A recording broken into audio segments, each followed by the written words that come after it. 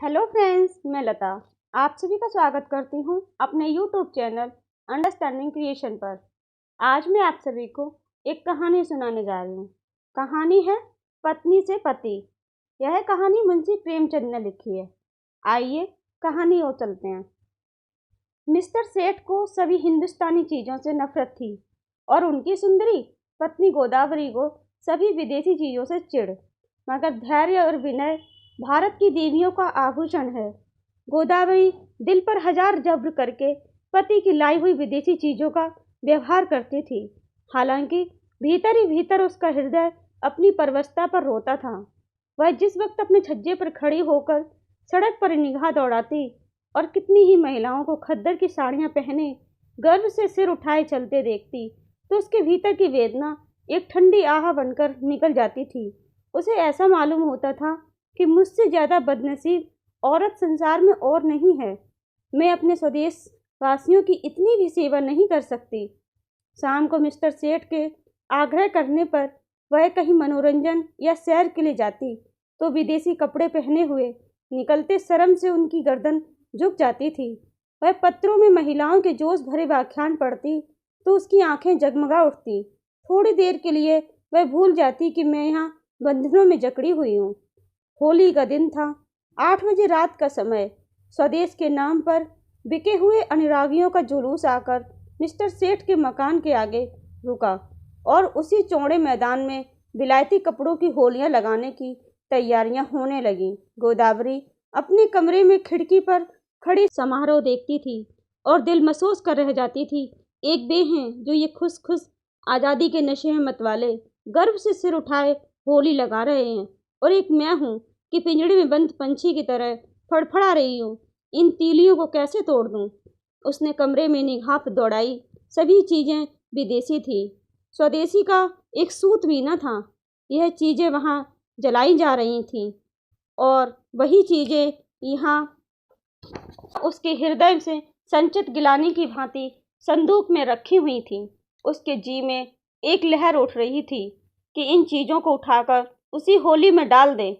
उसकी सारी गिलानी और दुर्बलता जलकर भस्म हो जाए। मगर पति की अप्रसन्नता के भय ने उसका हाथ पकड़ लिया। सहसा मिस्टर सेठ ने अंदर आकर कहा, जरा इन सिरफरों को देखो, कपड़े जला रहे हैं। यह पागलपन, उन्माद और विद्रोह नहीं तो क्या है? किसी ने सच ही कहा है, हिंदुस्तानियों को न अकल आई है और न आएगी। कोई कल भी तो सीधी नहीं है। गोदावरी ने कहा, तुम भी हिंदुस्तानी हो? सेठ ने गर्म होकर कहा, हाँ, लेकिन मुझे इसका हमेशा खेद रहता है कि ऐसे अभागे देश में क्यों पैदा हुआ। मैं नहीं चाहता कि कोई मुझे हिंदुस्तानी कहे या समझे। कम से कम मैंने आचार व्यवहार, वेशभूषा, रीति नीति, कर्म वचन में ऐसी कोई बात नहीं रखी जिससे हमें कोई हिंदुस्तानी कहे। पूछिए, जब हम 8 आने गज में बढ़िया कपड़ा मिलता है तो हमें क्यों मोटा टाट खरीदे? हम इस विषय में हर एक को पूरी स्वाधीनता होनी चाहिए। न जाने क्यों गवर्नमेंट ने इन दुष्टों को यहाँ जमा होने दिया। अगर मेरे हाथ में अधिकार होता तो सबको जहन्नुम रसीद करा देता। सब आटे दाले का भाव मालूम होता। गोदावरी ने अपने शब्दों में तीक्ष्ण तिरस्कार भर के कहा, तुम्हें अपने भाइयों का जरा भी ख्याल नहीं आता? भारत के सिवा और भी कोई देश है जिस पर किसी दूसरी जाति का शासन हो? छोटे छोटे राष्ट्र भी किसी दूसरी जाति के गुलाम बनकर नहीं रहना चाहते। क्या एक हिंदुस्तानी के लिए यह लज्जा की बात नहीं है कि वह अपने थोड़े से फायदे के लिए सरकार का साथ देकर ही अपने भाइयों का साथ अन्याय करे? सेठ ने भौं चढ़ाकर कहा, मैंने अपना भाई नहीं समझता। गोदावरी, आखिर तुम्हें सरकार जो वेतन देती है वह इन्हीं की जेब से आता है। सेठ, मुझे इससे कोई मतलब नहीं कि मेरा वेतन किसकी जेब से आता है। मुझे जिसके हाथ से मिलता है वह मेरा स्वामी है। न जाने इन दुष्टों को क्या सरनक सवार हुई। कहते हैं भारत आध्यात्मिक देश है। क्या अध्यात्म का यही आशय है कि परमात्मा के विधानों का विरोध किया जाए? जब यह मालूम है कि परमात्मा की इच्छा के विरुद्ध एक पत्ती भी नहीं हिल सकती, तो यह कैसे मुमकिन है कि इतना बड़ा देश परमात्मा की मर्जी के बगैर अंग्रेजों के अधीन हो? क्यों इन दीवानों को इतनी अकल नहीं आती कि जब तक परमात्मा की इच्छा न होगी कोई अंग्रेजों का बाल भी बांका न कर सकेगा। गोदावरी, तो फिर क्यों नौकरी करते हो? परमात्मा की इच्छा होगी तो आप ही आप भोजन मिल जाएगा। बीमार होते हो तो क्यों दौड़े वैद्य के घर जाते हो? परमात्मा उन्हीं की मदद करता है जो अपनी मदद आप करते हैं। सेठ, बेशक करता है, लेकिन अपने घर में आग लगा देना, घर की चीजों को जला देना, ऐसे काम हैं जिन्हें परमात्मा कभी पसंद नहीं करता। गोदावरी, तो यहाँ के लोगों को चुपचाप बैठे रहना चाहिए। सेठ, नहीं, रोना चाहिए। इस तरह रोना चाहिए जैसे बच्चे माता के दूध के लिए रोते हैं। सहसा होली जली, आग की शिखाएं आसमान से बातें करने लगी, मानो स्वाधीनता की देवी अग्नि वस्त्र धारण किए हुए आकाश के देवताओं से गले मिलने जा रही हो। दीनानाथ ने खिड़की बंद कर दी। उनके लिए यह दृश्य भी असह्य था। गोदावरी इस तरह खड़ी रही जैसे कोई गाय कसाई के खूंटे पर खड़ी हो। उसी वक्त किसी के गाने की आवाज आई, वतन की देखिए तकदीर कब बदलती है। गोदावरी के विषाद से भरे हुए हृदय में एक चोट लगी। उसने खिड़की खोल दी और नीचे की तरफ झांका। होली अभी भी जल रही थी और एक अंधा लड़का अपनी खंजरी बजाकर गा रहा था, वतन की देखिए तकदीर कब बदलती है। वह खिड़की के सामने पहुंचा तो गोदावरी ने पुकारा, ओ अंधे, ओ अंधे, खड़ा रहे। अंधा खड़ा हो गया। गोदावरी ने संदूक खोला, पर उसमें से एक पैसा न मिला। नोट और रुपए थे, मगर अंधे फकीर को नोट या रुपए देने का तो सवाल ही नहीं था। पैसे अगर 2-4 मिल जाते तो इस वक्त वह जरूर दे देती। वहाँ एक पैसा ही था, वह भी इतना घिसा हुआ कि कहार बाजार से लौट आया था। किसी दुकानदार ने लिया भी नहीं था। अंधे को वह पैसा देते हुए गोदावरी को शर्म आ रही थी। वह जरा देर तक पैसे को हाथ में लिए संशय में खड़ी रही, तब अंधे को बुलाया और पैसा दे दिया। अंधे ने कहा, माता जी, कुछ खाने को दीजिए, आज दिन भर से कुछ भी नहीं खाया है। गोदावरी, दिन भर मांगता है तब भी तुझे खाने को नहीं मिलता। अंधा, क्या करूं माता, कोई खाने को नहीं देता। गोदावरी, इस पैसे का चवेना लेकर खा ले। अंधा, खा लूंगा माता जी, भगवान आपको खुश रखे, अब यही सोता हूँ। दूसरे दिन प्रातःकाल कांग्रेस की तरफ से एक आम जलसा हुआ। मिस्टर सेठ ने बिलायती टूथ पाउडर, बिलायती ब्रश से दांतों पर मला, बिलायती साबुन से नहाया, बिलायती चाय बिलायती प्यालियों में पी, बिलायती सूट धारण करके विलायती सिगार मुंह में दबाकर घर से निकले और अपनी मोटरसाइकिल पर बैठकर फ्लावर शो देखने चले गए। गोदावरी को रात भर नींद नहीं आई थी। दुराशा और पराजय की कठिन यंत्रणा किसी कौड़े की तरह उसके हृदय पर पड़ रही थी। ऐसा मालूम होता था कि उसके कंठ में कोई कड़वी चीज अटक गई हो। मिस्टर सेठ को अपने प्रभाव में लाने की उसने वे सब योजनाएं की जो एक रमणी कर सकती है, पर उस भले आदमी पर उसके सारे हाव भाव, मृद मुस्कान और वाणी विलास का कोई असर न हुआ। खुद तो स्वदेशी वस्त्रों को व्यवहार करने पर क्या राजी होते, गोदावरी के लिए एक खद्दर की साड़ी लाने पर भी सहमत न हुआ।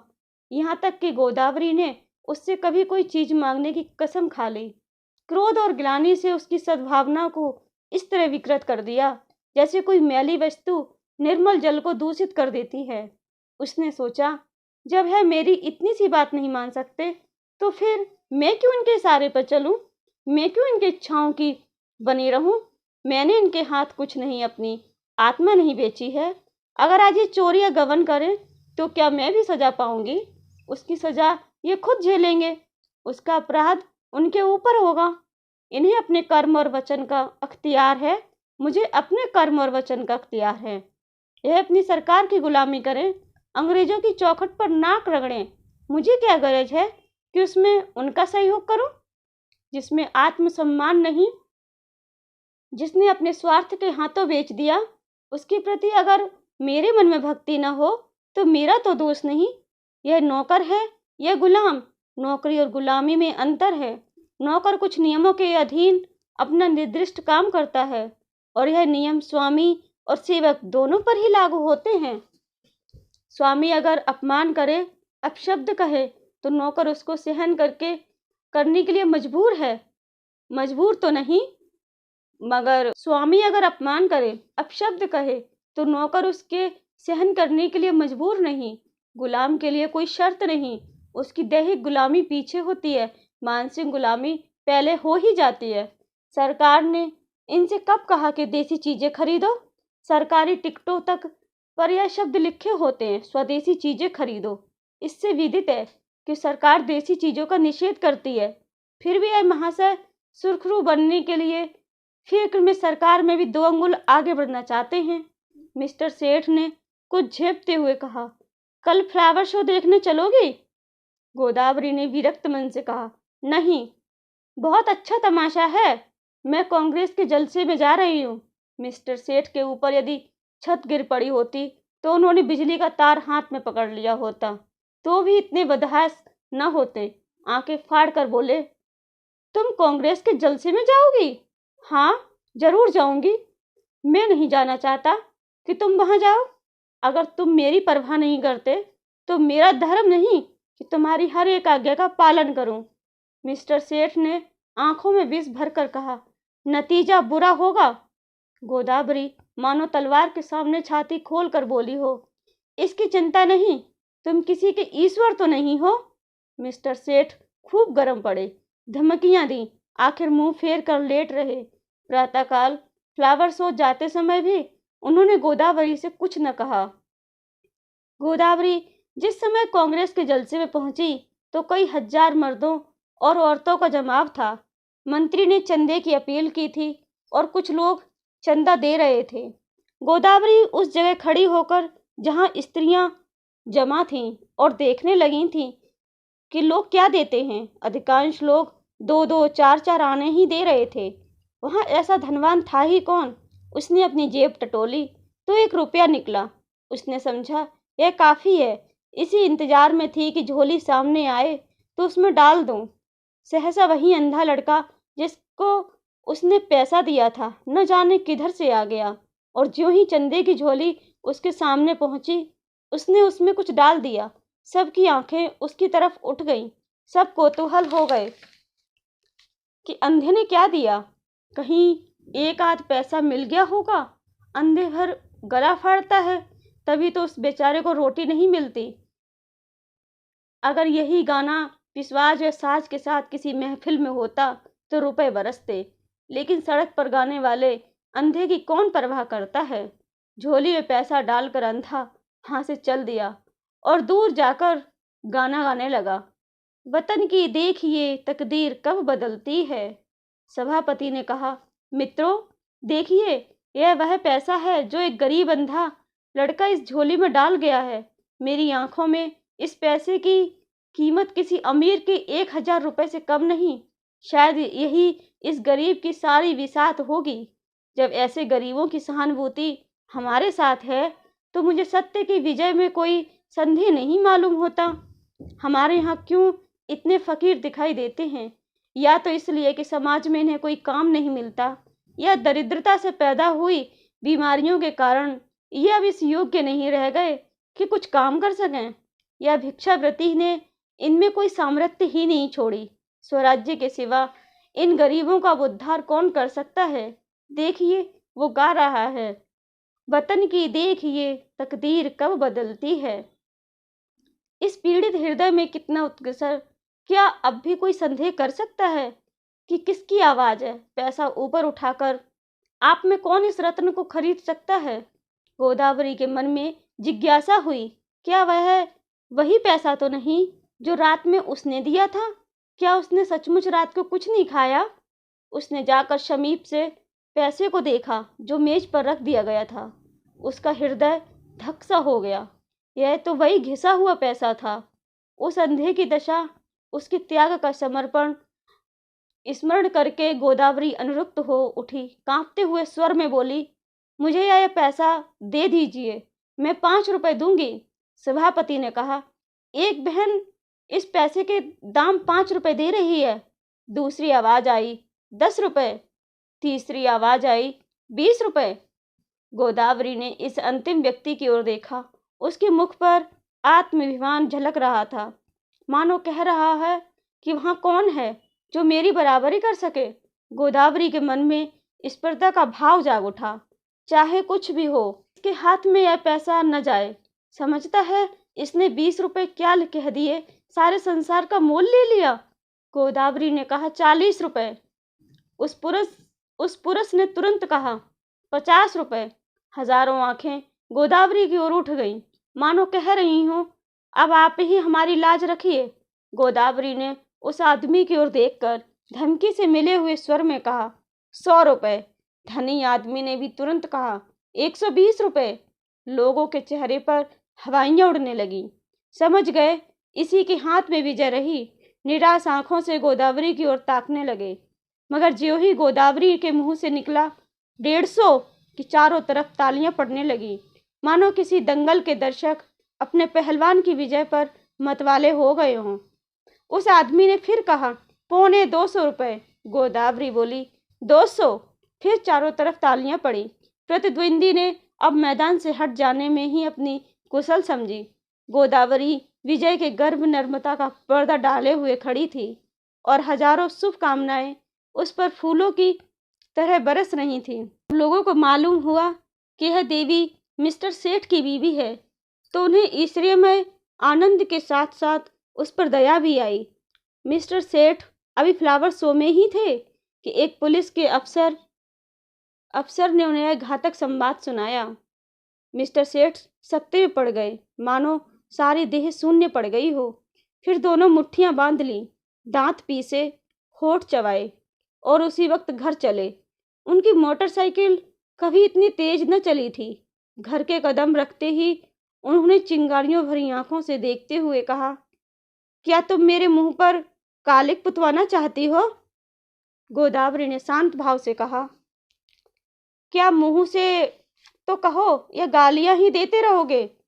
तुम्हारे मुंह में कालिक लगेगी तो क्या मेरे मुंह में न लगेगी? तुम्हारी जड़ खुदेगी तो मेरे लिए दूसरा कौन सा सहारा है? मिस्टर सेठ, सारे शहर में तूफान मचा हुआ है, तुमने मेरे रुपए दिए ही क्यों? गोदावरी ने उसी शांत भाव से कहा, इसलिए कि मैं उसे अपना ही रुपया समझती हूँ। मिस्टर सेठ दांत किटकिटाकर बोले, हरगिज नहीं, तुम्हें मेरा रुपया खर्च करने की कोई हक नहीं है। गोदावरी, बिल्कुल गलत। तुम्हारे रुपए खर्च करने का तुम्हें जितना अख्तियार है उतना ही मुझको भी है। हाँ, जब तलाक का कानून पास करा लोगे और तलाक दे दोगे तब न रहेगा। मिस्टर सेठ ने अपना हेड इतना जोर से मेज पर फेंका कि वह लुढ़कता हुआ जमीन पर जा गिरा और बोले, तुम्हारी अकल पर अफसोस आता है। जानती हो तुम्हारी इस उदंडता का क्या नतीजा होगा? मुझसे जवाब तलब हो जाएगा। बतलाओ क्या जवाब दूंगा? जब यह जाहिर है कि कांग्रेस सरकार से दुश्मनी कर रही है, तो कांग्रेस की मदद करना सरकार के साथ दुश्मनी करना है। तुमने तो नहीं की कांग्रेस की मदद, तुमने तो की है। इसकी सजा मुझे मिलेगी या तुम्हें? अगर मैं चोरी करूं तो क्या तुम जेल जाओगे? चोरी की बात और है, यह बात और है। तो क्या कांग्रेस की मदद करना चोरी या डाके से भी बुरा है? हाँ, सरकारी नौकर के लिए चोरी या डाके से भी कहीं बुरा है। मैंने यह नहीं समझा था। अगर तुमने यह नहीं समझा था तो तुम्हारी ही बुद्धि का भ्रम था। रोज आज दफ्तर चले तो उनके कदम पीछे रह जाते हैं। न जाने आज वहाँ क्या हाल हो। रोज की तरह दफ्तर में पहुंचे उन्होंने चपरासियों को डांटा नहीं, क्लर्कों पर रौब नहीं जमाया। चुपके से जाकर कुर्सी पर बैठ गए। ऐसा मालूम होता था कोई तलवार सिर पर लटक रही है। साहब की मोटर की आवाज़ सुनते ही उनके प्राण सूख गए। रोज वही अपने कमरे में बैठे रहते थे। आज जब साहब आकर बैठ जाते तब आध घंटे के बाद मिसले लेकर पहुंचते थे। आज वह बरामदे में खड़े थे। साहब उतरे तो झुककर उन्होंने सलाम किया, मगर साहब ने मुंह फेर लिया। लेकिन वह हिम्मत नहीं हारे, आगे बढ़कर पर्दा हटा दिया। साहब कमरे में गए तो सेठ साहब ने पंखा खोल दिया, मगर जान सूखी जाती थी कि देखें कभी किस पर सिर पर तलवार गिरती है। साहब ज्यों ही कुर्सी पर बैठे सेठ ने लपक कर सिगार केश और दिया सलाई मेज पर रख दी। एकाएक ऐसा मालूम हुआ मानो आसमान फट गया हो। साहब गरज रहे थे, तुम दगाबाज आदमी हो। सेठ ने इस तरह साहब की तरफ देखा जैसे उनका मतलब नहीं समझे। साहब ने फिर गरज कर कहा, तुम दगाबाज आदमी हो। मिस्टर सेठ का खून गर्म हो उठा। बोले, मेरा तो ख्याल है कि मुझसे ज्यादा बड़ा राजभक्त इस देश में न होगा। साहब, तुम नमक हराम आदमी हो। मिस्टर सेठ के चेहरे पर सुर्खी आई। आप बेअर्ती अपनी जवान खराब कर रहे हैं। साहब, तुम शैतान आदमी हो। मिस्टर सेठ की आंखों में सुर्खी आई। आप मेरी बेइज्जती कर रहे हैं। ऐसी बातें सुनने की मुझे आदत नहीं है। साहब, चुप रहो। यू ब्लडी, तुमको सरकार 500 रुपए इसलिए नहीं देती कि तुम अपनी वाइफ के हाथ से कांग्रेस का चंदा दिलवाए। तुमको इसलिए सरकार रुपया नहीं देता। मिस्टर सेठ को अपनी सफाई देने का अवसर मिला। बोले, मैं आपको विश्वास दिलाता हूँ कि मेरी वाइफ ने सरासर मेरी मर्जी के खिलाफ रुपए दिए हैं। मैं तो उस वक्त फ्लावर शो देखने गया था जहाँ मिस फ्रॉक का गुलदस्ता 500 रुपए में लिया। वहां से लौटा तो मुझे यह खबर मिली। साहब, ओ, तुम हमें बेवकूफ बनाता है। यह बात अग्निशिला की बात ज्यों ही साहब के मस्तिष्क में घुसी, उनके मिजाज का पारा उबाल के दर्जे तक पहुंच गया। किसी हिंदुस्तानी की इतनी मजाल कि उन्हें बेवकूफ बनाए। वह जो हिंदुस्तान के बादशाह हैं, जिनके पास बड़े बड़े तालुकेदार सलाम करने आते हैं, जिनके नौकरों को बड़े बड़े रईस नजराना देते हैं, उन्हीं को कोई बेवकूफ बनाए।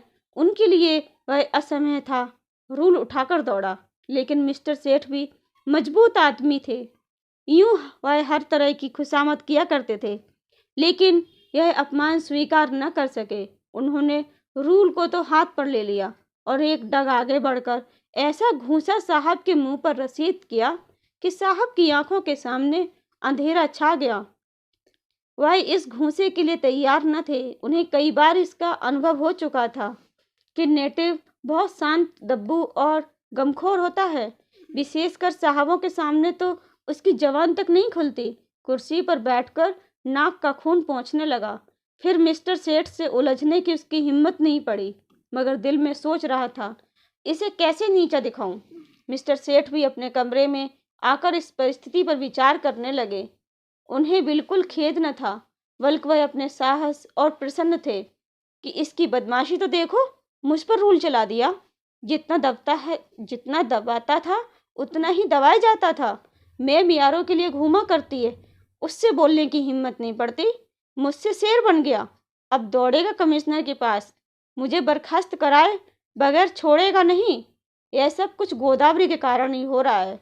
बेइज्जती तो हो ही गई, अब रोटियों के भी मोहताज होना पड़ेगा। मुझसे तो कोई पूछेगा भी नहीं, बर्खास्तगी का परवाना आ जाएगा। अपील कहाँ होगी? सेक्रेटरी है हिंदुस्तानी, मगर अंग्रेजों से भी ज़्यादा अंग्रेज। होम मेंबर भी हिंदुस्तानी है, मगर अंग्रेजों के गुलाम। गोदावरी के चंदे का हाल सुनते ही उन्हें जूड़ी चढ़ आएगी। न्याय की किसी से आशा न होगी। अब यहाँ से निकल जाने में ही कुशल है। उन्होंने तुरंत एक इस्तीफा लिखा और साहब के पास भेज दिया। साहब ने उस पर लिख दिया, बर्खास्त। दोपहर को जब मिस्टर सेठ मुंह लटकाए हुए घर पहुंचे तो गोदावरी ने पूछा, आप जल्दी कैसे आ गए? मिस्टर सेठ दहकती हुई आंखों से देखकर बोले, जिस बात पर लगी थी वह हो गई, अब रोज सिर हाथ पकड़ रखे। गोदावरी, बात क्या हुई है, कुछ भी तो कहो। सेठ, बात क्या हुई? उसने आंखें दिखाई, मैंने चांटा जमाया और इस्तीफा देकर चला आया। गोदावरी, इस्तीफा देने की क्या जल्दी थी? सेठ, और क्या सिर के बाल नुचवाता? तुम्हारे यही हाल है, जो आज नहीं कल अलग होना ही पड़ता। गोदावरी, खैर जो हुआ अच्छा ही हुआ, आज से तुम भी कांग्रेस में शरीक हो जाओ। सेठ ने होठ चबाकर कहा, लजाओगी तो नहीं, ऊपर से घाव पर नमक छिड़कती हो। गोदावरी, लजाऊं क्यों, मैं तो खुश हूं कि तुम्हारी बेड़ियां कट गईं। सेठ, आखिर कुछ सोचा है, काम कैसे चलेगा? गोदावरी, सब सोच लिया है, मैं चला कर दिखा दूंगी। हाँ, मैं जो कुछ कहूँ तुम बस किए जाना। अब तक मैं तुम्हारे इशारों पर चलती थी, अब से तुम मेरे इशारों पर चलना। मैं तुमसे कुछ किसी की बात की शिकायत ना करती थी। जो तुम खिलाते वही खा लेती थी, जो पहनाते वही पहन लेती थी। महल में रखते तो महल में रह लेती, झोपड़ी में रखते झोपड़ी में रह लेती। उसी तरह तुम भी रहना, बड़प्पन सूट बूट और ठाट बाट में नहीं। जिसकी आत्मा पवित्र हो वही ऊंचा है। आज तक तुम मेरे पति थे, आज से मैं तुम्हारा पति हूँ। सेठ जी की ओर स्नेह की आंखों से देखकर हंस पड़े। धन्यवाद दोस्तों, ऐसी ही कहानियाँ आगे भी लाती रहूँगी।